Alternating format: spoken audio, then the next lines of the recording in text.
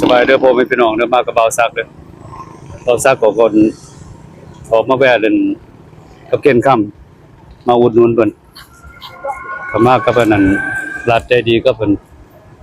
โจคนมานอกเดี๋ยวนี้ก็คนหลายขนาดนะแบบหลายขนาด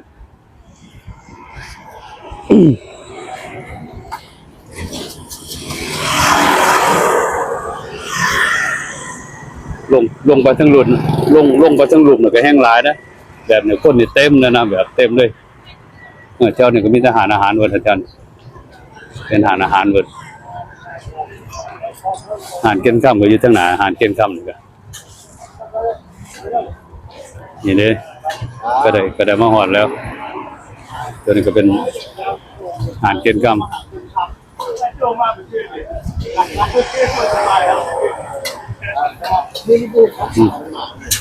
โอ้มากัน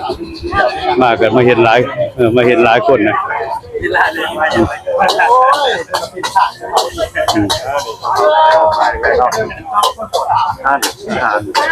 หล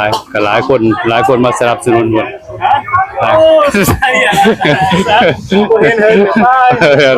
คนเหงื่อจนแตกคนนึงสวัสดีมีแต่กล่องเต็มแม่สวัสดีเอาอินเทอร์วิวกันครับแม่ยูทูบกินกล่องใส่กันวันเนี้ย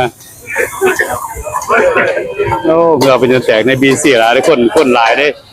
คนว่าเนี่ยคนหลายได้มากเลยกันอ่านเลย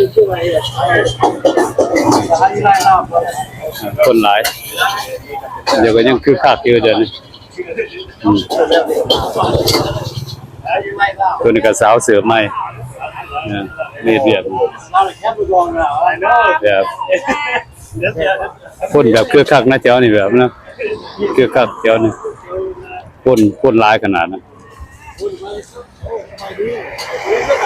ผมมาแวะนั่นนะมาแวะเล่นกับเก้นค่ำทวนกับบริเวณอาโจคนมานออกมาหนึ่งรัดใจดีเขาก็ออกมาจากเงื่อนรัดนะมาจากเงื่อนนะ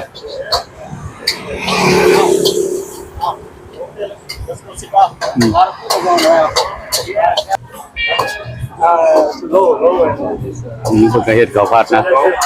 แต่ยังเฮ็ดคนเดียวคือกันมีคนเดียวมันก็มีคนซอยแล้วเด้อนะมาซอยแต่เก่ามันก็เฮ็ดอยู่ห้านนั่นน่ะเฮ็ดอยู่มาแค่นี้นั่นแหละห้านว่าดิก็ดีแล้วเนาะจังได๋ยังบีซี่อยู่วะบีซี่เนาะแม่นสนับสนุนกันนะเนาะevery day มีคน new face you know so คนเที่ยวมาเที่ยวหลาย you know แม่น like today earlier I mean I just came to now and had song เนาะ so I mean every day I meet new people no people every day I mean it's good thing too because nobody know each other everybody come in as a group มา everybody from the state now you know we click up you know เข้าโอ้เขามาจากสเตกเพิ่นน่ะมาจากเฟรนช์มาจากหลายต่างประเทศแต่ก็มาหาเฮาคนเดียวบอกมาหาเฮาเด็กมาเจอกันตอนนี้แล้ว that's cool โอ้ดีแล้วเนี่ยเดี๋ยวก็ connection นะแม่นพี่น้องมาจากต่างประเทศมา connection บ่ได้กลายไปก็มาสนับสนุนอาหารมันก็อยู่นี่แหละอาหารเก้นค่ำเนี่ยแม่นบ่เบิ่งโฮบเนี่ยอยู่ตามอยู่หิมคลองเนี่ยแหละอยู่หิมคลองมันก็มีหลายคนมันมาสนับสนุนคนหลายคนน่ะที่สปอร์ตไลน์yeah man we yeah we got to make it out here นะยังเหลือจักโอเดอร์เด้อเนี่ยเอ็มฮะอะไรวะจะสร้างอะไรบ่เนี่ยสิบอกว่ามันสิมาสร้างอะไรค่อยนั่นน่ะค่อยเซานั่นน่ะค่อยเซาเขาพัดกุ้งเด้อเฮ็ดให้เขาก่อนก็ได้คุณจะไปบอกเนาะเพิ่นนั่นเพิ่นก็สิสร้างอีกเพิ่นสิสร้างอันนั้นเอากับพัดกุ้งเอากับพัดกุ้งเฮ็ดบ่บ่เป็ดบ่ใส่พริกเลยแบบธรรมดาเอากับพัดกุ้ง โอเคก็เอา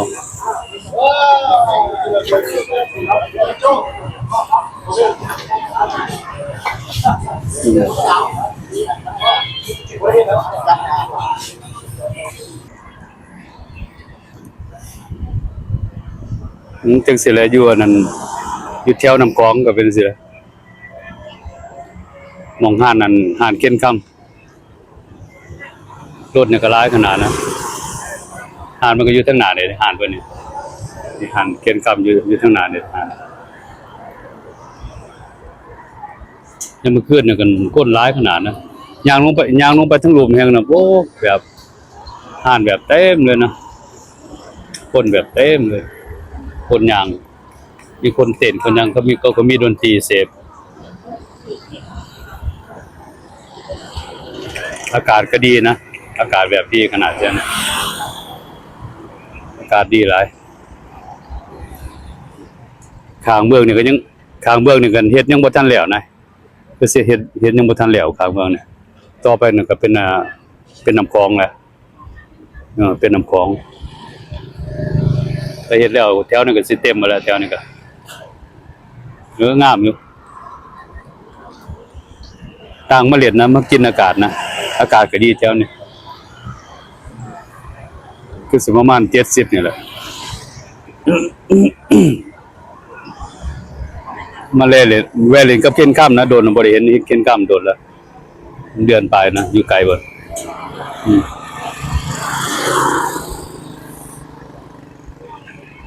มีหลายคนมาสนับสนุนมี F2 F4 มาหลายคนมีคนไม่กล้าได้มาเนี่ย คนไม่กล้าก็มาสั่งกินนะกูอยู่ทางหน้าคือคนไม่กล้ามาแบบทั่วบนนะเพราะว่าอยู่ในเวียงจันทน์ก็เป็นหม่องท่องเที่ยวเด้เป็นหม่องท่องเที่ยว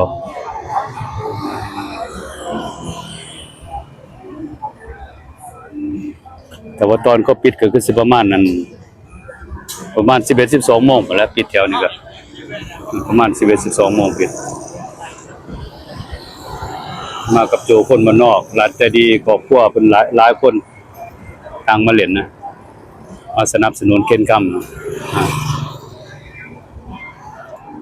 พอซักก็ไปเฮือนหลานใจดีก็เบิดมื้อนะไปเฮ็ด YouTube เลยก็คือสิโอเคแล้ววันนี้มีแต่รอตาฟังมาบ่ได้ก็มีแต่เหย้าเลยนะ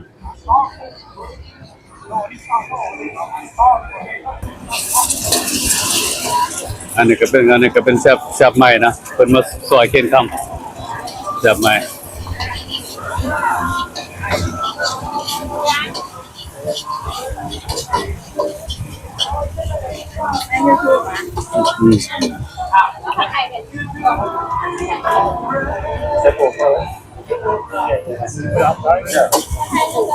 เดี๋ยวนี้ว่าเพิ่นโอเคมันมีมี2คนเด้มีคน2คนซอย2คนซอย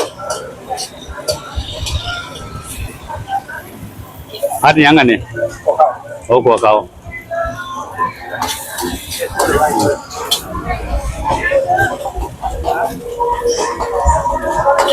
เจ้าก็เฮ็ดร้านอาหารมาจักปีแล้วเฮ็ดนั่นโอ้10 ปลายปีแล้วโอ้ก็มี experience แล้ว10 ปลายปีเนาะก็ได้เนาะมามี experience นะ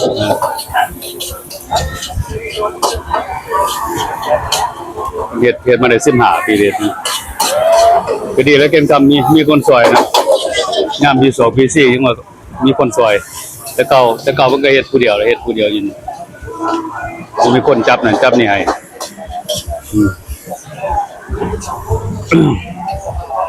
ก็โอเคแล้วเดี๋ยวก็มี3คนเนี่ยด้วยมี3คนของกินก็คือเก่าแล้วมี4เมนูนะมีผัดซีอิ๊วจองกินนูดูผัดกีเมาก็เป็นนั่นผัดเขานี่ผัดไทย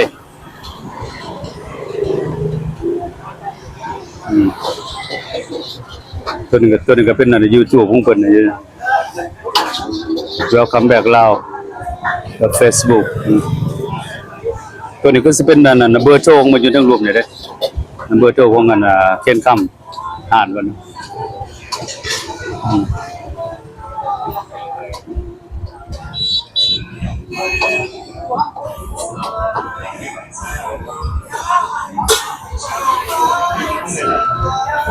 ก็บ่ได้มาเนี่ยประมาณเดือนหนึงแล้วเดือนปลายแล้วมานะ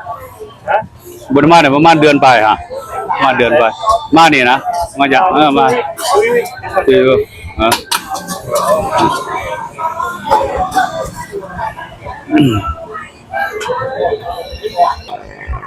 ือเบาซักก็สิได้ออกเมื่อแล้วนี่มากระบ่ายมันหลายคนว่ากันโตคนมานอกมันก็มาเรียกขอขอบใจเพิ่นหลายเขาก็มาฮอดเมื่อวานเนี่ยนะเขาก็มาฮอดเมื่อวานเนี่ย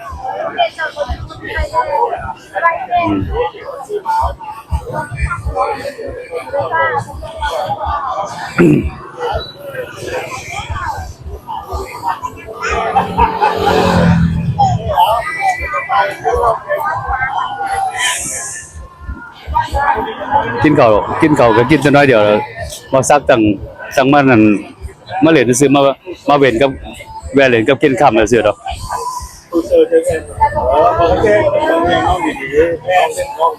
เอาสิไปเด้แค่ค่ำสิไปเด้บ่แวะมาเล่นแวะมายามซื่อมาแวะมาเล่นมายามอย่างบ่ได้เห็นหน้า โจแม่นมาสนับสนุนได้YouTube มันก็สิพามาหลายคนอยู่ประมาณนั้นน่ะแม่นได้เงิน แม่นพอได้มีรายดอกรายได้เล็กๆน้อยๆเด้โอเคโชคดีเด้อโอเค มีหยังก็ถามเอา แม่นเพิ่นก็เพิ่นเบิ่งแล้วเพิ่นก็ไปเบิ่งแล้ววันนี้เพิ่นก็เบิ่งแล้ว เบิ่งให้เฮาคือกันนี่ แม่นเพิ่นก็ซอยเพิ่นก็เข้าไปเบิ่งก็ได้แล้วแบบคือซั่นคือมาเฮ็ดมือจังซั่นน่ะต้องคนบ้านนอก อันนี้ก็ซ่องยังนี่ ไปดี ซ่องยังนี่บอกสิโอ้ซ่อง ติดตามเด้อไปเดินทางนะโอเคขอบใจหลายเนี่ย